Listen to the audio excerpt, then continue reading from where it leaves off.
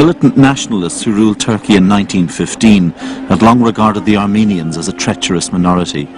It was the entry of Turkey into World War I which created the conditions in which they could be removed. Thriving Armenian communities would vanish from the face of the earth. Neither women nor children would be spared.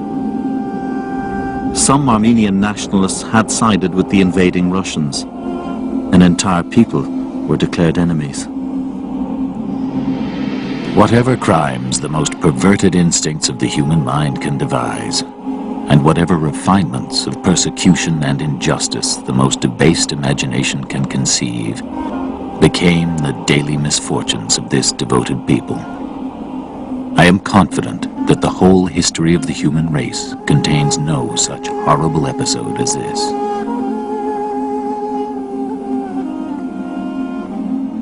But Henry Morgenthau wasn't alone. Even some who were Turkey's allies were horrified.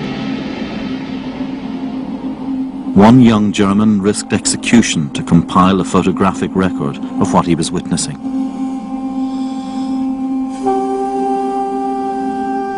Armin Wegner was a medical officer in the German army. He wrote, "I was seized by terror, overcome by dizziness, as if the earth were collapsing on both sides of me into an abyss."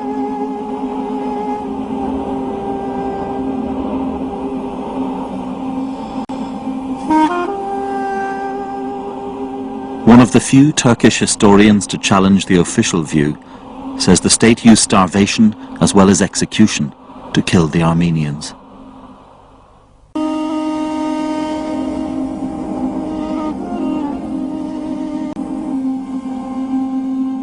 For the first time in the 20th century, cattle trucks would be used to carry people to desolation.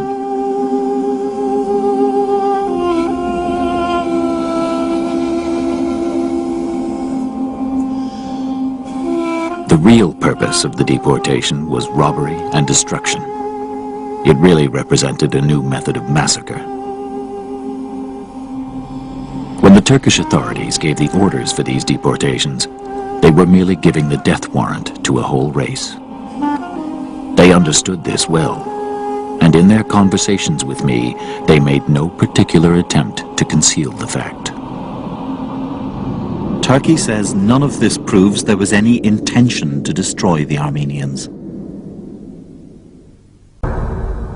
Men, women and children were designated a threat to state security.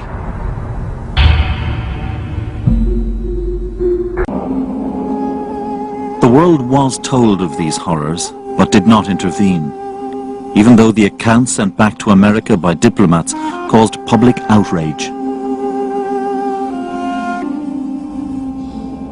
Greater misery could not be imagined. The dead and the dying are everywhere. 2 or 3 small children may be seen weeping over the dead body of their mother. Other children are lying sprawled upon the ground, dead or in convulsions. One sees dead bodies in all directions and on every road. The whole country is one vast slaughterhouse. Turkey denies the central government authorized any massacres. As for those who starved to death or died from disease, there is this explanation. They were forced south towards the mountain ranges and deserts. On the way they were attacked by bandits and Turkish troops and policemen.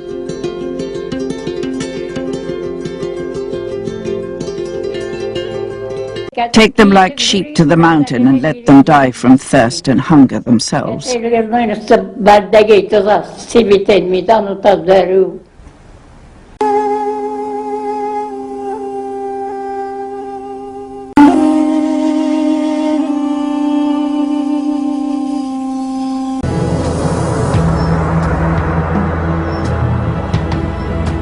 Central to the Armenian case are America's own historical records. The documents sent by the American ambassador warning that Armenians were being exterminated.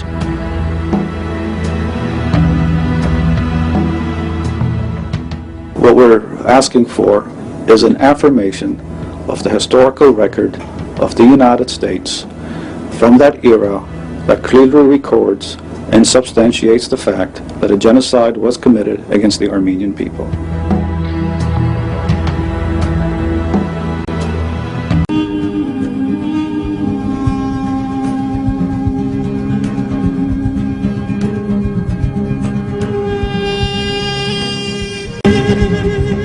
The campaign against the Armenians was the first in a century that would be defined by genocide.